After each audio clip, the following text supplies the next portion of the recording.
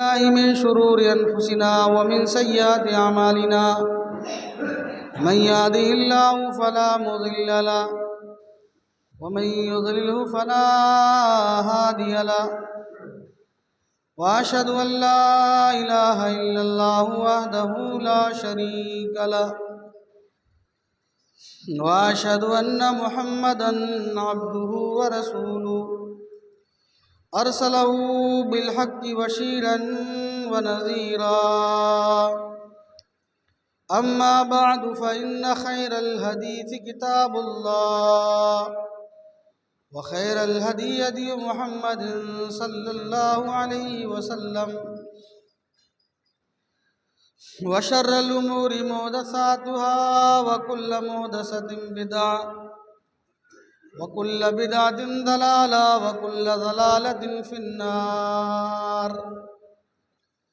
أعوذ بالله من الشيطان الرجيم.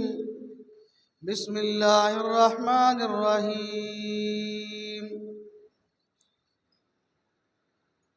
قاف والقرآن المجيد بل عجبوا أن جاءهم منذر منهم فقال الكافرون هذا شيء عجيب أإذا متنا وكنا ترابا ذلك رجل بعيد قد علمنا ما تنقص الأرض منهم وعندنا كتاب حفيظ بل كذبوا بالحق لما جاءهم فهم في أمر مريج أفلم ينظروا إلى السماء فوقهم كيف بنيناها وزيناها وما لها من فروج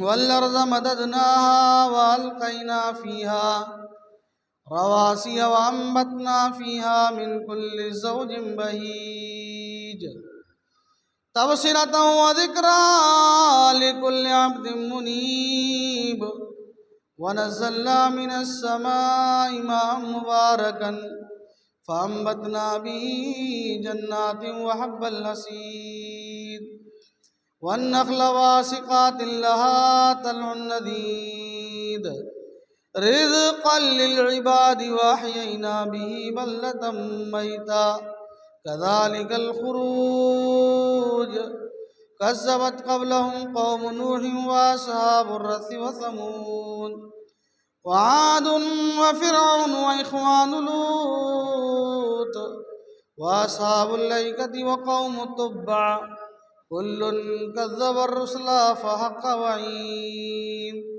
أفعينا بالخلق الأول بل هم في لوس من خلق جديد.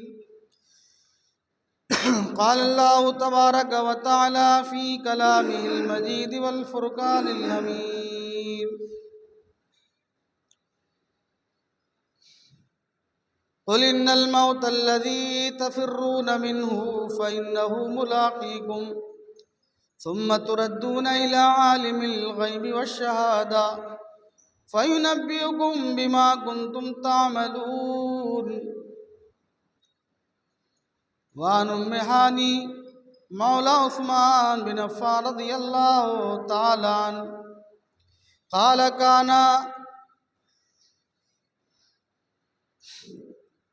عثمان بن عفان رضي الله تعالى عنه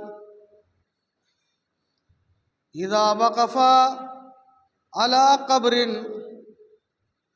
يبكي حتى يبلى لحيه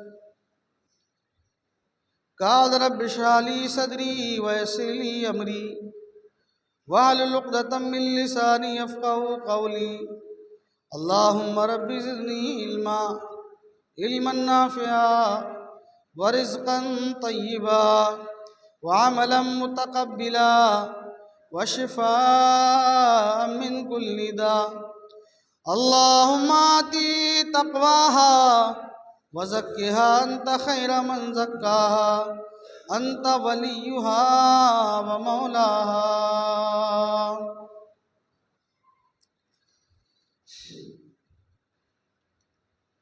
آدمی کا جسم کیا ہے جس پہ شیدا ہے جہاں، آدمی کا جسم کیا ہے جس پہ شیدا ہے جہاں،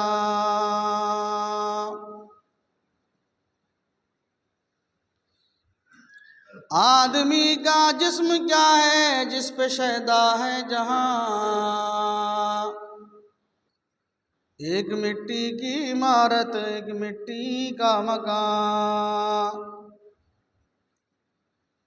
ایک مٹی کی عمارت ایک مٹی کا مکان، خون کا گارا بنایا گیا، خون کا گارا بنایا گیا، اینٹ جس میں ہڈیاں، چند سانسوں پہ کھڑا ہے یہ خیالی آسمان، چند سانسوں پہ کھڑا ہے یہ خیالی آسمان، موت کی پرزور آندھی آ کے جب ٹکرائے گی، موت کی پرزور آندھی آ کے جب ٹکرائے گی، بس یہ عمارت ٹوٹ کر خاک میں مل جائے گی۔ برادران اسلام، معزز سامعین و حاضرین جمعہ، بزرگان ملت، دینی و اسلامی بھائیوں، پردہ نشین مائیں اور بہنیں، تمام قسم کی تعریفات، ہر قسم کی کبریائی، بڑائی، بزرگی، برتری اللہ سبحانہ و تعالیٰ کے لیے لائق زیبا ہے، جو اس کائنات کا خالق اور مالک ہے۔ موت اور زندگی جس کے قبضہ قدرت میں ہے، اس کی ذات بے عیب ہے، بے مثل ہے، لا فنا لا زوال ہے۔ انگنت و درود و سلام ہوں اللہ سبحانہ و تعالیٰ کے بھیجے ہوئے تمام نبیوں، پیغمبروں، رسولوں پر، بالخصوص ہمارے آخری پیغمبر حضرت محمد رسول اللہ صلی اللہ علیہ وسلم کی ذات گرامی مبارکہ مطہرہ پر اللہ رب العزت کے بے شمار درود رب کی رحمتیں ہوں، صلی اللہ علیہ نبینا محمد وبارک وسلم۔ حاضرین جمعہ، خطبہ مسنونہ کے بعد قرآن کریم کی سورۃ المنافقون کی ایک آیت پڑھی گئی ہے، اور نبی اکرم جناب محمد رسول اللہ صلی اللہ علیہ وسلم کی حدیث مبارک میں سے ایک حدیث پڑھی گئی ہے۔ اللہ سے دعا ہے کہ اللہ تعالی ہمیں حق کہنے سننے اور اس پر عمل کرنے کی اللہ سعادت و توفیق عطا فرمائے۔ دنیا کی تمام چیزوں میں لوگوں کا اختلاف ہے،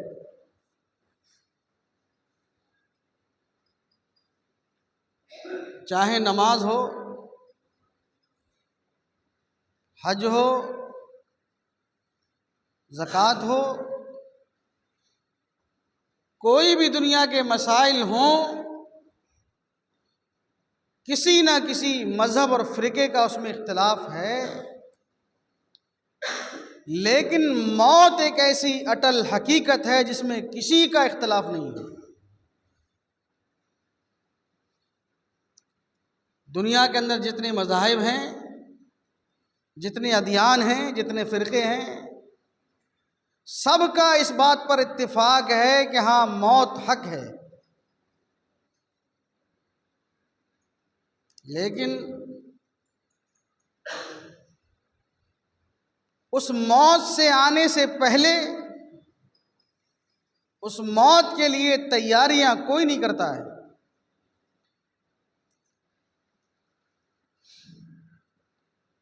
موت شہنشاہوں کے گھر پہ بھی آتی ہے، گداؤں اور فقیروں کے گھر پہ بھی آتی ہے۔ موت نہ گورا اور کالا دیکھتی ہے، نہ امیری اور غریبی دیکھتی ہے، نہ بنگلہ مکان اور جھونپڑی دیکھتی ہے، جس کی موت کا جو وقت اللہ نے لکھ دیا ہے وہ اللہ کی طرف سے مقرر ہے۔ آخر میں ہمارا یہی عقیدہ سامنے آتا ہے کہ اللہ نے تقدیر میں لکھ دیا تھا، اور اللہ کے رسول نے فرمایا کہ لوگوں، ایمان کے شرائط میں سے ایک شرط یہ بھی ہے کہ بندہ اپنی اچھی اور بری تقدیر پر ایمان رکھے۔ جس انسان کا تقدیر پر ایمان نہیں ہے وہ مومن نہیں ہے۔ نفع ہے، خوشی ہے، تو یہ اللہ نے ہماری تقدیر میں لکھ دی تھی، اور اگر غمی ہے، نقصان ہے، خسارہ ہے، تبھی ہمیں صبر کرنا چاہیے کہ اللہ نے ہماری تقدیر میں ایسا لکھ دیا تھا۔ یہ آخری سٹیج ہے۔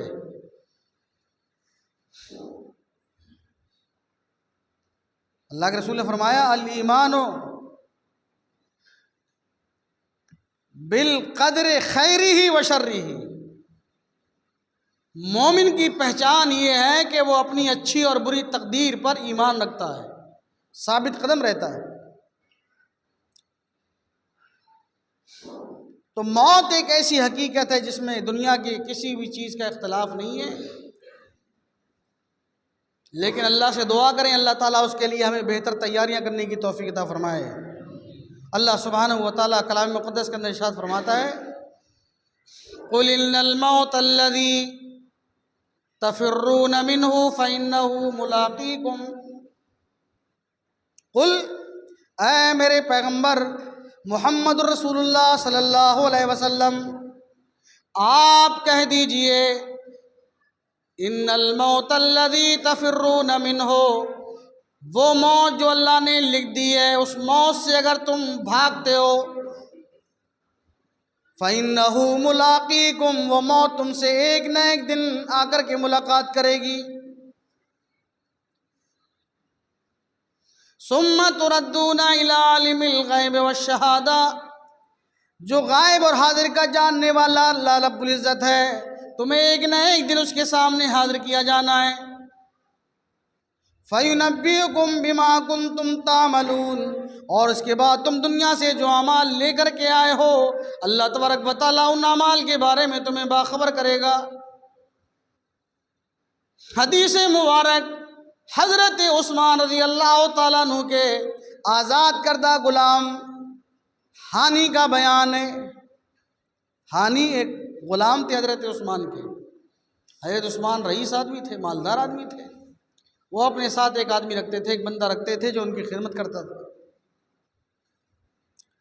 سفر پہ جاتے تھے، ہانی کو ساتھ لے جاتے تھے، کہیں بھی جانا ہوتا ہانی کہتے ہیں میں ساتھ رہتا۔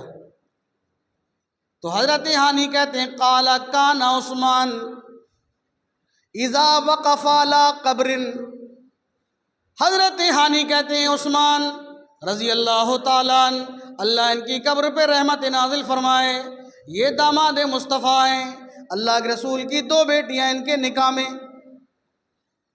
حضرت ام کلثوم حضرت عثمان کے نکاح میں، حضرت رقیہ عثمان کے نکاح میں، یکے بعد دیگر جب اللہ کے نبی جناب محمد رسول اللہ صلی اللہ علیہ وسلم نے حضرت رقیہ سے نکاح کیا، حضرت عثمان کا وہ فوت ہو گئی تو اللہ کے رسول نے حضرت ام کلثوم سے نکاح کیا، جب وہ بھی فوت ہو گئی تو اللہ کے نبی نے فرمایا عثمان آج میں تم سے خوش ہوں، یا میرے پاس اور بھی بیٹیاں اگر ہوتی یکے بعد دیگرے اگر وہ فوت ہوتی جاتی عثمان میں تمہارے نکاح میں دیتا جاتا۔ اللہ کے رسول نے ان عثمان کے بارے میں کہا تھا عثمان تم عشرہ مبشرہ میں سے ہو، تم جنتی ہو، تو اس عثمان کی حالت دیکھیں، ان کی کیفیت دیکھیں، بڑے رئیس آدمی تھے۔ حضرت ہانی ان کے غلام کہتے ہیں، ان کے غلام جو ساتھ میں رہتے تھے وہ کہتے ہیں قال کان عثمان اذا وقف علی قبر، عثمان جب بھی کسی قبر کے پاس کھڑے ہوتے یا قبر کے پاس سے گزرتے تو حضرت عثمان کی حالت دیکھیں، ان کی کیفیت دیکھیں۔ غلام کہہ رہے ہیں کہ میں عثمان کو دیکھا کرتا تھا اذا وقف علی قبر، کسی قبر کے پاس جب کھڑے ہوتے یا قبر کے پاس سے گزرتے یا وہاں ٹھہرتے تو آپ کی حالت یہ ہوتی، یبکی، آپ زاروں کے تار روتے، حتی یبلا لحیتہ، یہاں تک کہ آپ کی داڑھی مبارک آنسو سے تر ہو جاتی تھی۔ حضرت عثمان کا ایمان دیکھیں، اللہ سے دعا ہے کہ اللہ سبحانہ و تعالیٰ ایسا ایمان ہمارے اندر بھی پیدا فرما دے۔ عثمان قبر کے پاس ہیں، رو رہے ہیں، غلام کہہ رہے ہیں اتنا روتے تھے، یبلا لحیتہ، آپ کی داڑھی مبارک پہ آنسو آگے گرتے تھے اور داڑھی مبارک آپ کی آنسو سے تر ہو جاتی تھی۔ ہانی کہتے ہیں ایک بار میں نے دیکھا، 2 بار دیکھا، 4 بار دیکھا، برابر اللہ کے رسول کا خطبہ سن رہے ہیں، آپ جنت دوزخ کا تذکرہ کر رہے ہیں، عثمان نہیں رو رہے ہیں۔ قبر کے پاس سے جب گزر رہے ہیں، وہاں ٹھہر رہے ہیں تو آپ رو رہے ہیں۔ ذات یومن، وہ ہانی کہتے ہیں ایک دن میں نے عثمان کو قبر پہ روتے دیکھا، میں نے سوال کیا، پوچھا کہ عثمان، تذکرۃ الجنت والنار، تمہارے سامنے تذکرہ ہوتا ہے جنت کا، دوزخ کا، نبی علیہ السلام کرتے ہیں لا یبکی، تم روتے نہیں ہو۔ وقف علی قبر، جب قبر کے پاس آتے ہو، ٹھہرتے ہو، یہاں روتے ہو، اس کی وجہ کیا ہے؟ تو حضرت عثمان کہتے ہیں سمعت رسول اللہ صلی اللہ علیہ وسلم ان القبر اول منزل من منازل الاخرہ، فرمایا میرے غلام، میں نے امام کائنات جناب محمد رسول اللہ صلی اللہ علیہ وسلم سے سنا ہے، آپ نے فرمایا ان القبر، بے شک قبر، اول منزل من منازل الاخرہ، آخرت کے مرحلوں میں سے سب سے پہلا مرحلہ ہے۔ اگر یہاں نجات مل گئی، یہاں کامیاب ہو گئے تو بعد میں آنے والے سارے مراحل آسان ہیں، اور اگر یہاں گرفت ہو گئی، یہاں پکڑ گئے تو بعد میں آنے والے سارے مراحل انسان کے لیے مشکل ہوں گے۔ تو حضرت عثمان کہتے ہیں جب میں قبر کے پاس کھڑا ہوتا ہوں، دل کے اندر خیال آتا ہے کہ اے عثمان، نہ جانے تمہاری قبر تمہارے لیے جنت کے باغیچوں میں سے ایک باغیچہ ہوگی یا جہنم کے گڑھوں میں سے ایک گڑھا ہوگی۔ جب قبر میں لیٹے جانے کو، دفن کی جانے کو میں سوچتا ہوں، قدرتاً میری آنکھوں سے آنسو جاری ہو جاتے ہیں۔ یہ عثمان کی حالت تھی اور ہماری حالت۔ ہم جب کسی میت کو قبر میں اتارنے کے لیے لے جاتے ہیں، ہماری آوازیں بلند ہو جاتی ہیں، چیخنا چلانا، شور و غل اور ہنگامہ شروع ہو جاتا ہے، جبکہ قبرستان خاموشی کی جگہ ہے۔ قبرستان میں انسان کو ایسا تصور، ایسا خیال ہونا چاہیے کہ یقیناً ایک دن ہمیں بھی آنا ہے۔ نبی علیہ السلام جب گزرتے تھے تو وہاں کہتے تھے السلام علیکم یا اہل القبور، اے قبر والو تم پر سلام ہو، یغفر اللہ لنا ولکم، اللہ رب العالمین تمہیں معاف فرمائے، تمہیں بخش دے، انتم سلفنا ونحن بالعصر، تم ہم سے پہلے آ گئے، تمہارے بعد ہم بھی آنے والے ہیں۔ قبرستان جو ہے تصور کی جگہ ہے، خیال کی جگہ ہے، ہمارے دل کے اندر خیال آنا چاہیے ایسی ہی قبر میں ہمیں ایک دن سلانا ہے، ایک دن آنا ہے، ایک دن ہمیں بھی دفن ہونا ہے۔ عبرت کی جا ہے، نصیحت کی جا ہے، لیکن انسان آج اپنے جسم پر، انسان اپنے کاروبار پر، انسان اپنی خوبصورتی پر، انسان دنیا کی تمام رنگینیوں میں مگن رہ کر کے دنیا سے جا رہے ہیں، آخرت کا کوئی خیال ہی نہیں ہے۔ اس لیے شاعر نے کہا ہے آدمی کا جسم کیا ہے جس پر شیدا ہے جہاں، ہر انسان ایک دوسرے انسان کی خاطر قربان ہے، باپ اولاد کے لیے، اولاد باپ کے لیے، خویش و اقارب رشتہ داروں کے لیے۔ تو شاعر کہتا ہے آدمی کا جسم کیا ہے جس پر شیدا ہے جہاں، ایک مٹی کی عمارت، ایک مٹی کا مکان، ایک مٹی کی عمارت ہے۔ اللہ نے انسان کو مٹی سے پیدا کیا ہے، خلقتہ من نار وخلقتہ من طین، اللہ سبحانہ و تعالیٰ فرماتا ہے کہ اے جنوں کی جماعتوں ہم نے تمہیں آگ سے پیدا کیا ہے، اور اے انسانوں کی جماعتوں ہم نے تمہیں مٹی سے پیدا کیا ہے۔ تو ایک مٹی کی عمارت، ایک مٹی کا مکان، خون کا گارا بنایا گیا، اینٹ جس میں ہڈیاں، انسان کے خون کا اللہ رب العالمین نے گارا بنایا ہے، ہڈیوں کو اللہ تبارک و تعالیٰ نے اینٹ کی طرح پیدا کر دیا ہے، خون کا گارا بنایا گیا، اینٹ جس میں ہڈیاں، چند سانسوں پہ کھڑا ہے یہ خیالی آسماں، چند سانسیں جسم کے اندر ہیں، میرا وجود ہے، میں آپ کے سامنے کھڑا ہو کر کے خطبہ دے رہا ہوں، اگر میرے جسم کے اندر روح نہ رہے، سانس نہ رہے، تو میرے اس وجود کی ڈھانچے کی کوئی حیثیت نہیں ہے، مردوں میں شمار ہے۔ تو شاعر کہتا ہے خون کا گارا بنایا گیا، اینٹ جس میں ہڈیاں، چند سانسوں پہ کھڑا ہے یہ خیالی آسماں۔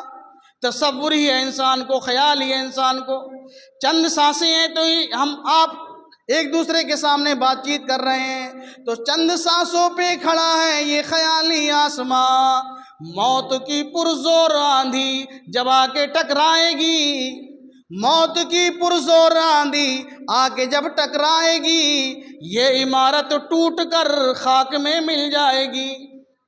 جب موت کا فرشتہ آ جائے گا، اسرائیل جب آ جائیں گے اللہ کا حکم لے کر کے، تو اس عمارت کی، اس وجود کی، اس آسمانی خیال کی کوئی حیثیت نہیں ہے۔ موت، آپ دنیا کے کسی کونے میں دفن ہو جائیں، چلے جائیں، موت انسان کو نہیں چھوڑتی ہے۔ پاکستان کا جنرل ضیاء الحق، یہ تصور بھی اس کے دل کے اندر نہیں تھا کہ میں ایک ہوائی جہاز پر سوار ہوتے ہوئے ایک حادثے کا شکار ہو جاؤں گا اور میری اس وجود کی، میرے جسم کی کوئی شناخت پہچان نہیں ہوگی، البتہ اس کے دانت، دو دانت جو ہیں سونے کے لگے ہوئے تھے، ان دانتوں سے پہچانا گیا کہ یہ جنرل ضیاء الحق کی لاش ہے۔ تو موت نہ غریب کو چھوڑتی ہے، نہ امیر کو چھوڑتی ہے، نہ بادشاہوں کو چھوڑتی ہے، موت سے کسی کو رستگاری نہیں ہے، لیکن ہم اور آپ پیچھے اس لیے ہیں کہ اس موت کے لیے ہم نے آپ نے کوئی تیاری نہیں کر رکھی ہے، کوئی تیاری ہماری اور آپ کی نہیں ہے۔ موت وہ پیالہ ہے، وہ جام ہے کہ اگر انسان اگر خوشیوں میں مشغول ہو اور اللہ کی طرف سے وقت آ جائے تو موت نہیں دیکھتی ہے کہ یہ تھوڑی دیر کے لیے مہلت دے دو، ابھی خوشی کے پروگراموں میں ہے۔ موت وہ چیز ہے جو خوشی کو غمی میں تبدیل کر دینے والی ہے۔ اللہ کے رسول نے فرمایا، اے لوگو حازمو ذکرہ لذات الموت، اے لوگو اکثرو ذکرہ حازم اللذات الموت۔ صحیح بخاری کی روایت، اللہ کے رسول فرما رہے ہیں اکثرو ذکرہ، کثرت کے ساتھ یاد کرو، حازم اللذات الموت، لذتوں کو توڑ دینے والی، خوشیوں کو غمی میں تبدیل کر دینے والی موت کو کثرت سے یاد کیا کرو۔ حضرت عائشہ کہتی ہیں اللہ کے رسول جناب محمد رسول اللہ صلی اللہ علیہ وسلم فرماتے تھے کہ میں اپنی موت کو روزانہ یاد کرتا ہوں۔ ابو بکر و عمر اپنی موت کو ہمیشہ یاد کرتے تھے، اور آج ہم اور آپ غفلت کا شکار ہیں۔ اللہ کے رسول صلی اللہ علیہ وسلم نے فرمایا، عمر حاضر ہوں یا رسول اللہ، تمہیں اپنی زندگی کی عمر کتنی امیدیں ہیں؟ حضرت عمر نے کہا اللہ کے رسول میں صبح جب کر لیتا ہوں تو مجھے انتظار رہتا ہے کہ مجھے شام مل جائے گی، جب شام ہو جاتی ہے مجھے امید رہتی ہے کہ صبح میرا طلوع ہوگا۔ اللہ کے رسول نے فرمایا، عمر تم نے ایک طویل آرزو اور تمنا زندگی کر رکھی ہے، میں نبی محمد صلی اللہ علیہ وسلم کا یہ حال، یہ کیفیت ہے، میں ایک سانس جب لیتا ہوں تو مجھے توقع نہیں رہتی ہے کہ دوسری سانس مجھے ملے گی، آئے گی کہ نہیں آئے گی۔ اتنا یاد کرتے تھے ہمارے نبی صلی اللہ علیہ وسلم اپنی موت کو۔ تو قرآن نے کہا ہے قُلْ إِنَّ الْمَوْتَ الَّذِي تَفِرُّونَ مِنْهُ، اے لوگو جس موت سے تم بھاگتے ہو وہ ایک نہ ایک دن آئے گی تمہارے پاس۔ ملاقیکم، قرآن کہتا ملاقیکم، تم سے ملے گی، ملاقات کرے گی۔ آپ نے فرمایا جب انسان نیک ہوتا ہے، صالح ہوتا ہے، نمازی ہوتا ہے، تو اللہ رب العالمین مرنے سے پہلے اس کا ٹھکانہ اس کو دکھلاتا ہے. فرشتے آتے ہیں دکھلاتے ہیں کہ تمہارا ٹھکانہ یہ ہے. تو آپ نے فرمایا جب وہ مر جاتا ہے، انتقال ہو جاتا ہے، جب اس کے لواحقین، رشتہ دار، خوش وقارب اس کو لے جاتے ہیں، کاندھا دیتے ہیں، تو وہ کہتا ہے مجھے جلدی لے چلو، سابقو، مجھے جلدی لے چلو، مجھے آگے لے چلو، کیونکہ اس کو اچھی چیز دکھائی جا رہی ہے. فرشتے اس کو جنت کا نظارہ کرا رہے ہیں. اور اگر وہ بد ہوتا ہے، برا ہوتا ہے، بے نمازی ہوتا ہے، کبھی زندگی میں اس نے نماز نہیں پڑھی ہے، تو اللہ تبارک و تعالیٰ فرماتا ہے کہ اس کو فرشتے اس کا برا ٹھکانہ دکھاتے ہیں. جہنم دکھائی جاتی ہے، آگ دکھائی جاتی ہے، کوڑے مارنے والے فرشتے دکھلاتے ہیں. جب اس کو لے کے جاتے ہیں تو وہ کہتا ہے ہائے وویلا، تم برباد ہو جاؤ، تباہ ہو جاؤ، مجھے کہاں لے کے جا رہے ہو، واپس لے کے چلو. اللہ کے نبی نے فرمایا میرے صحابہ، اگر اس میت کا چیخنا چلانا، جو بری میت ہوتی ہے، اگر انسان سن لیں، انسان کے علاوہ ساری کائنات اس کی آواز سنتی ہے، کیڑے مکوڑے اس کی آواز سنتے ہیں، چرندوں پرند جانور اس کے چیخنے چلانوں کو سنتے ہیں. اللہ کے نبی نے فرمایا اگر اللہ تعالیٰ یہ آواز چیخنے والے مردے کی لوگوں کو سنا دیتا، لوگوں پر سننا آسان کر دیتا، تو اللہ کے نبی کہتے ہیں میرے صحابہ، تم اپنے رشتہ داروں کو، اولاد اپنے باپ کو، اور باپ اپنی اولادوں کو قبر میں دفن کرنا چھوڑ دیتے. لیکن اللہ کی طرف سے ہے آواز، ہمیں اور آپ کو نہیں آتی. اس لیے اللہ کے رسول نے فرمایا کہ لوگوں، موت سے آنے سے پہلے موت کی تیاری کر لو. موت آنے سے پہلے موت کے لیے تیاریاں کر لو. اللہ کے رسول نے فرمایا اقسموا حاضر القیسا من دان نفسہ، سب سے زیادہ عقل مند ہوشیار انسان وہ ہے القیس من دان نفسہ، سب سے بڑا عقل مند دانشور. اللہ کے نبی کہہ رہے ہیں میری امت کا وہ انسان ہے جو اپنی موت آنے سے پہلے موت کے لیے اچھے اعمال کر کے تیاریاں شروع کر دے. تیاریاں کیا ہیں؟ ہمیں نماز پڑھنی ہے. آج تو ہمیں میت سے جب ہمارے گھر میں انتقال ہو جاتا ہے ہمیں ڈر لگتا ہے، خوف لگتا ہے. میرے بھائیو، اللہ کے رسول صلی اللہ علیہ وسلم نے کچھ اصول بتائے ہیں، کچھ طریقے بتائے ہیں. اللہ کے نبی جناب محمد رسول اللہ صلی اللہ علیہ وسلم نے فرمایا کہ جب کسی کے گھر پہ میت ہو جائے، انتقال ہو جائے، تو گھر والوں کو چاہیے ان کے لیے جب تک میت رہے بخشش کی اور مغفرت کی دعا کرے. اور آپ نے فرمایا لا یجوز ثلاث، 3 کاموں کے علاوہ تمہیں چوتھا کام کرنے کی میں تمہیں یاد نہیں دیتا. اور آپ نے فرمایا میری امت جب تک ان 3 کاموں میں تاخیر کرے گی نقصان میں رہے گی. 3 کاموں میں اللہ کے رسول کہہ رہے ہیں جلدی کرنی چاہیے. وہ 3 کام کون سے ہیں؟ اللہ سے دعا ہے کہ اللہ ہمیں کرنے کی توفیق عطا فرمائے. 3 کام ایسے ہیں جن میں تاخیر نہیں ہونا چاہیے. صحابہ نے کہا اللہ کے رسول وہ 3 کام کون سے ہیں؟ تو آپ نے فرمایا نمبر 1، جب کسی کا انتقال ہو جائے، جب کسی شخص کا کسی گھر پہ میت ہو جائے، مرد ہو، عورت ہو، بچہ ہو، جتنی جلدی ہو سکے اسے قبرستان ہمیں پہنچانا چاہیے. نمبر 1 پہلا حکم ہے شریعت کا، کسی کے ہمارے آپ کے گھر پہ ہو جائے کسی کا انتظار نہیں ہونا چاہیے.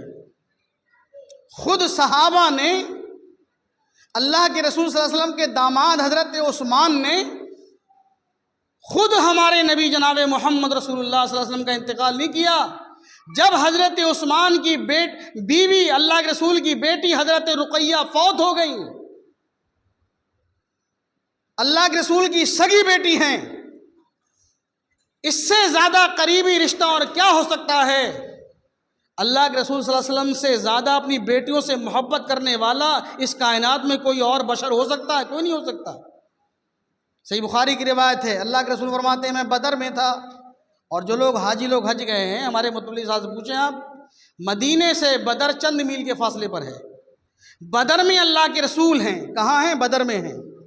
اللہ کے رسول بدر میں ہیں، جنگ بدر ہو چکی ہے، مسلمانوں کو فتح مل گئی، کامیاب ہو گئے مسلمان، کفار و مشرکین ہار گئے، مسلمانوں کے ہاتھ مال غنیمت آ گیا، کفار و مشرکین جو قیدی تھے ان کی زنجیریاں ڈال دی گئیں۔ حضرت عثمان کہتے ہیں، حضرت علی کہتے ہیں، ہم اللہ کے نبی جناب محمد رسول اللہ صلی اللہ علیہ وسلم کی بیٹی حضرت رقیہ کی قبر پر مٹی ڈال رہے تھے۔ کیا ڈال رہے تھے؟ مٹی ڈال رہے تھے۔ جا رجل جا منادیون، ایک منادی اعلان کر رہا تھا، ابشروا بالاہل المدینہ، اے مدینہ والو تمہارے لیے خوشخبری ہو، اے مدینہ والو تمہارے لیے بشارت ہو۔ سارے لوگوں نے اپنے اپنے کان ادھر متوجہ کر دیے، کیونکہ لوگوں کو فکر تھی کہ اللہ کے نبی جناب محمد رسول اللہ مقام بدر میں ہیں، بدر میں آپ جنگ کے لیے گئے ہوئے ہیں، ادھر اللہ کے رسول کی بیٹی رقیہ فوت ہو گئی۔ صحابہ کہتے ہیں ہم اللہ کے رسول کی بیٹی حضرت رقیہ کی قبر پر مٹی ڈال رہے تھے، اتنے میں ایک اعلان کرنے والا آیا کہ اے مدینے والوں تمہارے لیے بشارت ہو، خوشخبری ہو۔ کیا بشارت ہے مدینے والوں کے لیے؟ کہا بشارت یہ ہے کہ اللہ کے نبی نے جنگ فتح کر لی ہے۔ تو ہمیں اس وقت خبر ملی جب ہم اللہ کے رسول کی بیٹی رقیہ کی قبر پر مٹی ڈال رہے تھے، اور ہمارے نبی جناب محمد صلی اللہ بدر کے میدان میں تھے۔ حضرت عثمان چاہتے اللہ کے رسول کا انتظار کر لیتے کہ حضور کی بیٹی ہے، آپ آئیں گے نماز جنازہ پڑھائیں گے، ہمارے یہاں دو چار دن لگ جاتے ہیں۔ میرے بھائیوں، یہ شریعت کے خلاف عمل ہے۔ اللہ سے دعا ہے کہ اللہ ہمیں دین کی سمجھ دے دے۔ اللہ کے رسول صلی اللہ علیہ وسلم بدر میں ہیں اور آپ کی بیٹی کو دفن کر دیا گیا۔ تو آپ نے فرمایا کہ لوگوں جب کسی کے گھر میں میت ہو جائے، جتنی جلدی ہو سکے اس کے اچھے اور برے ٹھکانے میں تم پہنچا دو، اپنے سروں سے اپنے کاندھوں سے بوجھ اتار دو۔ نمبر 1 حکم۔ دوسرا حکم اللہ کے نبی کہہ رہے ہیں، جب لڑکا لڑکی کا رشتہ مل جائے، جب دونوں کے رشتے آپس میں طے ہو جائیں، جتنی جلدی ہو سکے دونوں کے نکاح کر دو، نکاح میں تاخیر نہ کرو۔ صحابہ نے کہا اللہ کے رسول اس میں حکمت کیا ہے؟ فرمایا میت کو تم روکو گے، اگر وہ گنہگار ہے تو تمہارے سروں پر بوجھ ہے، اور اگر وہ نیک ہے تو تم اس کو اچھے ٹھکانے میں جانے سے روکے ہوئے ہو، تم گنہگار ہو۔ اور اگر لڑکا لڑکی کا رشتہ مل گیا، تم روکے ہوئے ہو، تاخیر کر رہے ہو، اگر دونوں میں برائی پیدا ہو گئی، رشتہ دار گناہ میں داخل ہوں گے۔ تو اللہ کے رسول نے فرمایا تیسرا حکم یہ ہے، جب اذان ہو جائے، جو وقت جماعت کا متعین ہے، امام کو چاہیے کہ اسی وقت پہ کھڑا ہو کر کے نماز شروع کر دے۔ اب کسی ذمہ دار کا، کسی بادشاہ کا، کسی شہنشاہ کا تمہیں انتظار نہیں کرنا، جو وقت ہو گیا اس پر متعینہ وقت پر تمہیں کھڑے ہونا ہے۔ اللہ کے رسول نے فرمایا میری امت جب ان 3 کاموں میں جلدی کرتی رہے گی، بھلائی میں رہے گی۔ شریعت کے خلاف جو کام ہو رہے ہیں ان میں برائیاں ہیں۔ اللہ سے دعا ہے کہ اللہ ہم تمام مسلمانوں کو اپنی موت آنے سے پہلے ہمیں بہتر تیاریاں کرنے کی توفیق عطا فرمائے، آخرت کے لیے بہتر توشہ اللہ ہمیں اختیار کرنے کی توفیق عطا فرما دے۔ وہ توشہ کیا ہے؟ وہ نماز ہے۔ وہ توشہ کیا ہے؟ وہ ذکر ہے۔ وہ توشہ کیا ہے؟ قرآن کی تلاوت ہے۔ وہ توشہ کیا ہے؟ ہمیں اچھے کاموں کی لوگوں کو ترغیب دینا ہے۔ اللہ سے دعا ہے کہ اللہ ہمارے نوجوانوں کے اندر مزید اور دینداری پیدا فرما دے۔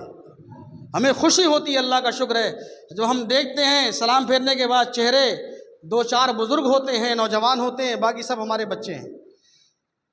میرے بھائیوں، آپ کہاں چلے جاتے ہو؟ اللہ رب العالمین کی عدالت میں ایک ایک پل کا، رائی کے دانے کے برابر اچھائی اور برائی کا محاسبہ ہونا ہے۔ دنیا دار العمل ہے، دار الحرث اللہ نے اس کو کہا ہے۔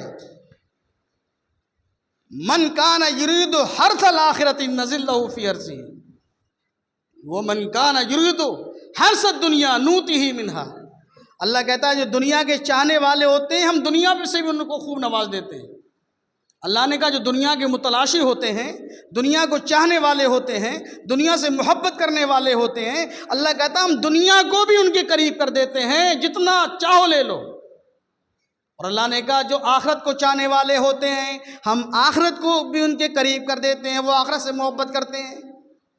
تو اللہ کے رسول نے فرمایا لوگو تم دنیا کے چاہنے والے نہ بنو، آخرت کے چاہنے والے بنو۔ دنیا کے چاہنے والے بنو گے یہ تمہیں روک دے گی، خسارے میں ڈال دے گی، جہنم کی طرف لے جائے گی۔ آخرت کے چاہنے والے ہوگے ساری دنیا تمہیں روک نہ چاہے، تمہیں جنت میں جانے سے کوئی انسان روکنے والا نہیں ہے۔ فرمایا اللہ کے رسول نے لوگوں آخرت کے چاہنے والے بن جاؤ، آخرت کے حریص بن جاؤ، آخرت کے لالچی بن جاؤ۔ اللہ رب العالمین قرآن مجید کے اندر ارشاد فرماتا ہے وَسَارِعُوا إِلَىٰ مَغْفِرَةٍ مِّن رَّبِّكُمْ وَجَنَّةٍ عَرْضُهَا السَّمَاوَاتِ وَالْأَرْضُ۔ اے لوگو دوڑو جنت کی طرف، اللہ دوڑنے کا حکم دے رہا ہے، دوڑو تیزی کرو جنت کی طرف۔ وَسَارِعُوا إِلَىٰ مَغْفِرَةٍ مِّن رَّبِّكُمْ، اللہ سبحانہ و تعالیٰ سورہ آل عمران میں پارہ نمبر 4 میں بیان کر رہا ہے وَسَارِعُوا إِلَىٰ مَغْفِرَةٍ۔ اے میرے نبی محمد رسول اللہ صلی اللہ علیہ وسلم لوگوں میں اعلان کر دو، منادی کر دو، وَسَارِعُوا لوگ دوڑیں، وَسَارِعُوا إِلَىٰ رَبِّ مَغْفِرَتِكُمْ، اپنے رب کی مغفرت کی طرف دوڑو، اپنے رب کی بخشش کی طرف دوڑو۔ اللہ کی بخشش عام ہے، جب تک زندہ ہو اللہ کی بخشش کے دروازے کھلے ہوئے ہیں، میرے لیے بھی کھلے ہوئے ہیں، آپ کے لیے بھی کھلے ہوئے ہیں، ہر انسان کے لیے بخشش کا مغفرت کے دروازے کھلے ہیں۔ تو اللہ کہتا دوڑو اپنے رب کی بخشش کی طرف، اپنے رب کی مغفرت کی طرف، وَجَنَّةٍ، اور اس جنت کی طرف دوڑو عرض السماوات والارض، اللہ کہتا ہے جس کی عرض آسمان و زمین کے برابر ہے۔ عرض جنت کی اللہ کہتا ہے آسمان زمین کے برابر ہے، جس کی عرض کا یہ عالم ہے کہ آسمان و زمین کے برابر ہے، اس کی لمبائی کا کیا عالم ہوگا؟ اللہ نے جنت کی عرض بتائی ہے کہ آسمان زمین کے برابر ہے، اللہ کہتا ہے اس کی لمبائی کا تو مجھے علم ہے وہ کتنی ہے۔ تو دوڑو اپنے رب کی مغفرت کی طرف اور اس جنت کی طرف دوڑو جو اللہ نے مومنین کے لیے بنائی ہے، متقین کے لیے بنائی ہے، نمازی بندوں کے لیے بنائی ہے۔ اے لوگو جنت کی طرف دوڑو گے، مغفرت کی طرف دوڑو گے، اللہ تعالیٰ کے دربار میں گناہوں کا پلندہ لے کے آؤ گے، رب العالمین سارے گناہ تمہارے معاف فرما دے گا۔ لیکن دل کے اندر خیال ہو اللہ تعالیٰ کے گھر میں بیٹھ کر کے، تنہائی میں بیٹھ کر کے، اکیلے میں بیٹھ کر کے، اپنے گھر میں بیٹھ کر کے اللہ کو اپنے گناہ یاد کرایا کرو، اللہ مجھ سے یہ گناہ ہو گیا تھا، تجھے علم ہے اللہ فلاں گناہ ہو گیا تھا۔ لوگوں کے سامنے اعلان نہ کرو، لوگوں کے سامنے اپنے گناہوں کو نہ گنو۔ اللہ کہتا ہے جب بندہ تنہائی میں بیٹھ کر کے میرے سامنے گناہوں کا اعتراف کرتا ہے، اقرار کرتا کہ اللہ مجھ سے یہ گناہ ہو گیا تھا، اللہ فرماتا ہاں میرے بندے ہو گیا تھا، وہ کہتا اللہ مجھ سے یہ برائی ہو گئی تھی، اللہ فرشتوں سے کہتا دیکھو میرا بندہ اپنے اپنے گناہوں کا میرے سامنے اعتراف کر رہا ہے، قبول کر رہا ہے، اقرار کر رہا ہے۔ تو کہتا اللہ مجھ سے سارے گناہ ہو گئے، تیرے علاوہ کوئی معاف کرنے والا نہیں ہے، اللہ مجھے گناہوں سے معاف فرما دے۔ اللہ کہتا فرشتوں سے دیکھو میرا بندہ گناہوں کا اقرار کر رہا ہے، اعتراف کر رہا ہے، اے فرشتوں تم گواہ ہو جاؤ میں نے بندے کے سارے گناہ معاف فرما دیے ہیں۔ تو اِلَىٰ رَبِّ مَغْفِرَتِكُمْ، دوڑو اپنے رب کی مغفرت اور بخشش کی طرف۔ جب دوڑو گے رب العالمین کی بخشش اور مغفرت کی طرف، اللہ گناہوں کو معاف فرما دے گا۔ جب اپنے گناہوں کا اللہ کے سامنے اعتراف نہیں کرو گے، لوگوں سے تو چھپاتے ہو، اللہ سے بھی چھپاؤ گے تو اللہ تعالیٰ آخرت میں کھولے گا۔ دنیا میں گناہ ہو گئے ہیں، ہر انسان سے گناہ ہو جاتے ہیں، ہر انسان گناہ خطا کار ہے۔ سب سے اچھا بندہ وہ ہے جو اللہ کے سامنے توبہ کر لے، اقرار کر لے اللہ مجھ سے سارے گناہ ہو گئے تھے، کمر جھک گئی ہے، سفیدی آ گئی ہے، بڑھاپا آ گیا ہے، اللہ پچھلے سارے گناہوں کو معاف فرما دو۔ ایک دن اقرار کرو گے، 2 دن اقرار کرو گے، 3 دن اللہ کے سامنے اقرار کرو گے، اللہ بندوں فرشتوں سے کہے گا میں نے بندے کے سارے گناہ معاف فرما دیے ہیں۔ اللہ وہ ہے جو مانگنے سے خوش ہوتا ہے، اللہ وہ ہے جتنا مانگو گے، جتنا استغفار کرو گے اتنا اللہ تم سے خوش ہوگا۔ اور اللہ کے سامنے پردہ پوشی کرو گے، چھپاؤ گے کہ اللہ کو علم نہ ہو جائے، اس کو ہمارے اور آپ کی ساری اچھائیوں کا برائیوں کا علم ہے۔ اللہ سے دعا ہے کہ اللہ ہمیں اپنی موت کو کثرت کے ساتھ یاد کرنے کی توفیق عطا فرما دے۔ اکثروا ذکرا حازم اللذات الموت، لذتوں کو توڑ دینے والی، منہ میں کڑواہٹ پیدا کر دینے والی موت کو اللہ ہمیں زیادہ سے زیادہ یاد کرنے کی توفیق عطا فرما دے۔ اچانک کی موت سے اللہ کے رسول نے پناہ مانگی ہے، اے اللہ جب ہماری موت آئے زبان پر جاری ہو جائے لا الہ الا اللہ محمد رسول اللہ، اللہ ہمیں نماز کی حالت میں موت آئے، کلمے کی حالت میں موت آئے، شہادت کی ہمیں موت آئے۔ اللہ سے دعا ہے کہ اللہ اپنی موت آنے سے پہلے نیک عمل کرنے کی اللہ ہمیں توفیق عطا فرما دے۔ اللہ مسجد ابو طلحہ کے مصلیان کو نمازی بنا دے، نماز کی محبت آپ سب لوگوں کے دلوں میں پیدا فرما دے۔ اللہ ہمیں مسجدوں کو آباد کرنے کی توفیق دے دے۔ اللہ جو خطا، جو گناہ، جو لکشے ہم سے ہو گئے اللہ معاف فرما دے۔ اللہ نمازوں میں جو کوتاہی اب تک ہم نے کی ہیں اللہ اس کو معاف فرما دے۔ اے اللہ تجھے علم ہے کب کب کوتاہی کی ہے، اللہ اس کوتاہی پر ہماری بخشی فرما دے۔ اللہ سے دعا ہے کہ اللہ ہماری نمازوں میں خشوع خضوع تقوی للہیت پیدا فرما دے۔ جب تک ہمیں دنیا میں رکھ، عزت کے ساتھ توحید پر ایمان پر زندہ رکھ، اور خاتمے کا وقت ہو دین اور ایمان پر ہمارا خاتمہ ہو۔ وآخر دعوانا ان الحمد للہ رب العالمین۔